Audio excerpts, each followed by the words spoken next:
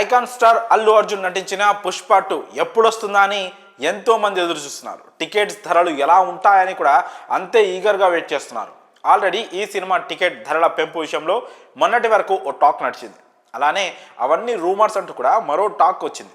దీంతో అసలు టికెట్ ధరలు ఎలా ఉంటాయా, పెరిగితే ఎంత ఉంటాయి అని అంత ఆసక్తిగా ఎదురు చూస్తున్నారు. ఈ క్రమంలో తెలంగాణ సర్కార్ పుష్ప 2 పై వరాల జల్లు కురిపించిందని చెప్పి తీరాలి. డిసెంబర్ 5న సినిమా రిలీజ్ కాబోతుంది. దీంతో ఓ రోజు ముందే అంటే డిసెంబర్ 4న రాత్రి 9:30 గంటలకు తొలి బెనిఫిట్ షోతో పాటు అర్ధరాత్రి 1 గంటకు రెండో షో పడనుంది.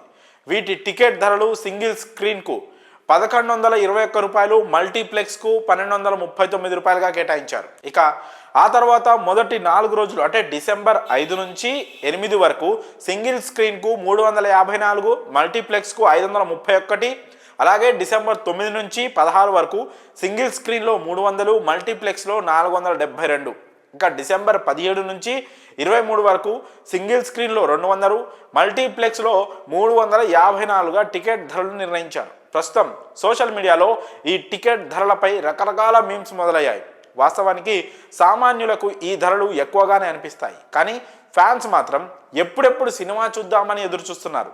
సో వారికి టికెట్ ధరల కంటే కూడా సినిమా చూడటమే ముఖ్యమని అనుకుంటూ ఉంటారు. కాబట్టి మొదటి వారం రోజులు కూడా ఫ్యాన్స్తోనే థియేటర్స్ నిండిపోతాయి. ఇక ఆ తర్వాత మెల్లగా మూవీ లవర్స్ అంతా క్యూ కడతారు. మరో విధంగా టికెట్ ధరలు పెంచడం అనేది పుష్ప 2 మేకర్స్కు బిగ్గెస్ట్ ప్లస్ అవుతుంది. ఇప్పుడు పెంచిన ధరలను బట్టి ఈజీగా మొదటి వారంలోనే పుష్ప 2 అనుకున్న రికార్డ్స్ను అందుకునే ఛాన్స్ ఉంది.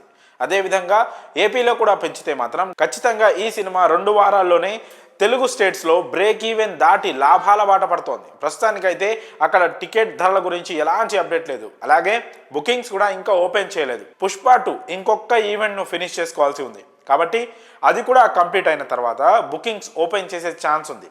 ఇప్పటి వరకు ఏ సినిమాకు లేని విధంగా ఈ సినిమా టికెట్ ధరలను పెంచారు. ఇక పెరిగిన ఈ టికెట్ ధరలతో పుష్ప ఎలాంటి రిజల్ట్ను అందిస్తుందో చూడాలి. మరి ఈ టికెట్ ధరలపై మీ అభిప్రాయాలను కామెంట్స్ రూపంలో తెలియజేయండి.